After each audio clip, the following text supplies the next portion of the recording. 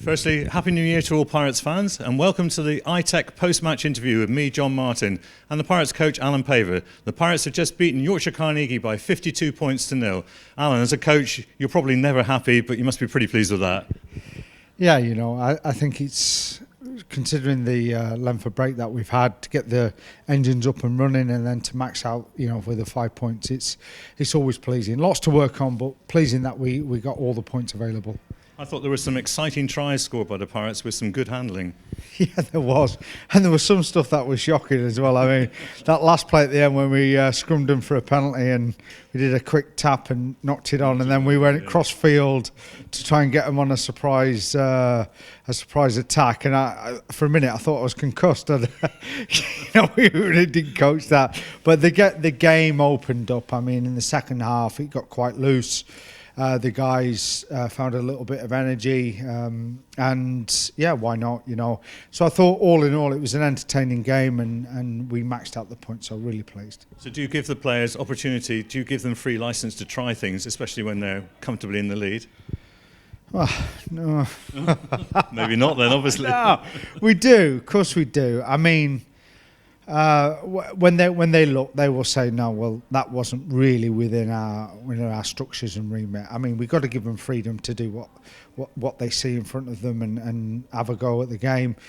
We made the substitutions because we know we'd bring more energy on. We wanted to lift the tempo, so we pushed them down an alley as such. But if it had been a different game, different situation, I think we'd have stayed more within the boundaries of a normal game. But it made for an entertaining finish, and I was almost a cheering supporter on the side, like, run it, and I've never heard myself say that. Well, in comparison to the game before Christmas when it was 6-0, this was far more exciting. Yeah, it was, but saying that, that 6-0 game, I think was really important. You're going to get, 2 or 3 games in a season where you've just got to win. Yeah. And that will determine, do you finish in the top 3 or do you finish in the middle of the pack? And so, yeah, 6-0, it's not the most exciting game in the world. And that's 2 games where we've not conceded a point, which is absolutely outstanding from I was going to ask that. How important is it to keep a clean sheet? Well, it is. It's not something that we focus on. We don't say go out and don't concede a point. I mean, we look at play by play, making sure we pressurise their set piece, making sure the defence is as good as it can be, bringing energy into that, and then off the back of that, you limit the amount of scoring opposition can do to you. And so, for us to get 2 clean sheets is huge. So really impressed. And back up to second in the league. Yeah, lovely. The guys, when they came back in from their Christmas break, they said, look, we want to cement ourselves in that second place spot and put as much pressure on the top spot as we can and close the gap where possible. And I think, do you know what, that's realistic, and it's great that we've got that ambition, because it just goes to prove that these guys have got the belief that they can be better than what they are currently. We've had a couple of bumps and bruises this week, and we've had to rejig things around. But again, Dickie's allowed us to go out and recruit and strengthen in areas, so we've still been able to put what I think is a super competitive team out on that pitch, and a lot of them guys will be in contention to start next week. Talking of individual players, a couple of players coming back. Josh Caulfield comes back to the Pirates from Exeter Chiefs, and Kyle Moyle, they both made a big impact. Yeah, good to see Josh. It's good to see he's a baldy at last. He's cut the hair off and called it a day. But I'll be honest with you, we love him.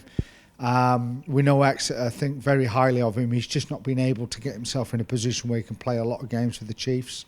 So, thankfully for us, at this moment in time when we've lost Tings and Danny Cutmore with his hamstring, can you believe it? Danny Cutmore with hamstring? Bloody hamstring. Can't believe it. He's actually back. He's only a week or 2 away. So, so having his quality to come straight back into the squad's great, and he is a favourite of ours, we bring him back in. Nobody told him the changing rooms had changed over, though. He nearly went into the Yorkshire Carnegie room. Do you know how often I do that? But I do that in our office upstairs. Yeah, we changed offices. I'm always going in the wrong one.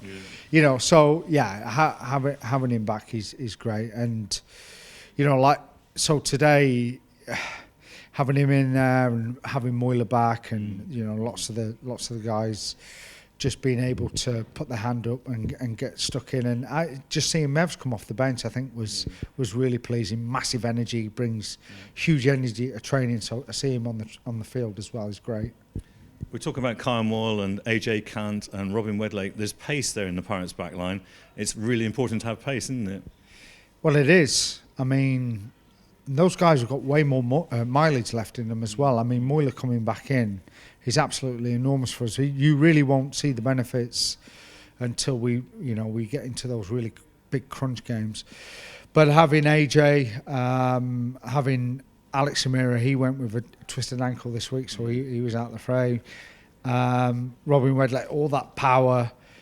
And, we've got a very exciting back three in whatever combination we feel's there. And Malik's been a great sort of contributor this season. He's in a boot, but he's back out in a week or so. So the back three is a position where we're extremely strong at the moment. And looking ahead to the next couple of months, there's some really exciting games ahead for the Pirates. Massive games. I mean, this is it now. We're approaching what we feel is the championship rounds. When you're January and February, you know what you're about. It's raining every day. The boys are covered in mud. It's not great. It ain't great. We're moving around, just trying to figure out how we train, where we get the fields. Each week, the schedule's changing 2 and 3 times. But this is when it really counts. So once we come out of this 8-game block, so today, we can tick that off, max the points out. Yeah. Next week, going up to Jersey is going to be an absolutely huge game. Huge. I look forward to that because it has real meaning behind it for so many different reasons. So once we get out of this 8-game block, which is 7 league games, 1 down, 1 cup match, we're really going to know what we're about. And this is when is your squad strong enough to survive the rigours of a full season. Does it excite you as a coach? Yeah, it does, yeah. You've got to be so mentally strong, though. You've got to prep every week. You've got to be really on it. There is no respite. That's why having the break just gave us a little bit of mental space. We've got to make sure preparation is absolutely immaculate. It's perfect. We've got 2-day turnaround. That's what we got. Yeah. We got a 2-day turnaround to get up to Jersey and do that job properly. And so there's no excuses.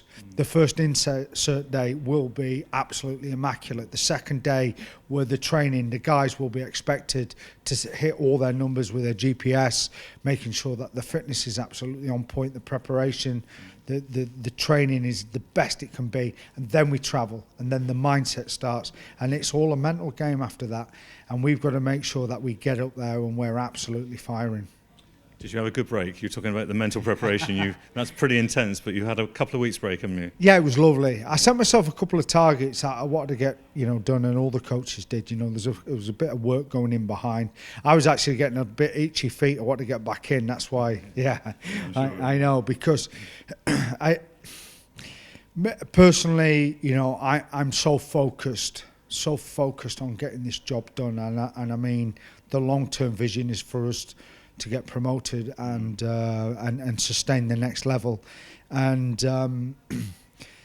I think about it daily. I dream about it. The players know this is where we're heading, and even though from small acorns you've got to build big trees, but that's where we are right now. And so the mental break was important mainly for my family, and for the lads' families, because when you press go, you are really going. It's week 31 now for us since pre-season, and away we go. There isn't any break. But then, if at any point you just relax, there are 11 other teams out there that are pushing forward. So you've got to make sure you're always trying to push the bar and create the best environment for those W's you can.